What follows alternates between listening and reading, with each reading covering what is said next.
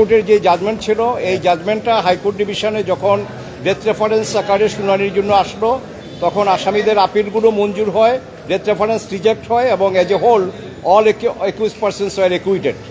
তার এগেনস্টে স্টেট বা রাষ্ট্রপক্ষ আবার লিভ ফাইল করে এবং এটা লিভ গ্রান্ট হয়েছিল। আজকে আমাদের বাংলাদেশ সুপ্রিম কোর্টের আপিল বিভাগের পূর্ণাঙ্গ বেঞ্চে presided and headed by honourable chief justice এটা আজকে শুনানি শুরু হয়। তো শুনানির শুরুতে আমি কোর্টের নোটিশে একটা জিনিস আনলাম, সেটা হলো যে এই মামলায় দুজন আসামি যারা পলাতক আছে, একজন হলো আপনার মাওলানা তাজউদ্দিন, আরেকজন হলো মোহাম্মদ হানিফ। তো ওনাদের ডেথ সেন্টেন্স ছিল।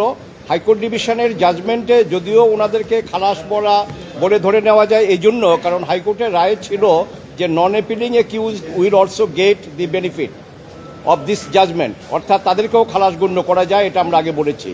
কিন্তু যেহেতু তার এগেনস্টে আবার লিভ হয়েছে এবং আপিল আকারে এখন শুনানি শুরু হয়েছে, কাজেই আমরা এলআর ম্যানুয়ালের চ্যাপ্টার 12 অনুযায়ী তারা রাষ্ট্রপক্ষ থেকে বা কোর্ট থেকে তারা অ্যাডভোকেট বা আইনজীবী পাওয়ার যোগ্য, যেহেতু তারা অ্যাবসকন্ডিং, যেহেতু তারা ফিউজিটিভ বা তারা মানে কোর্টে নাই।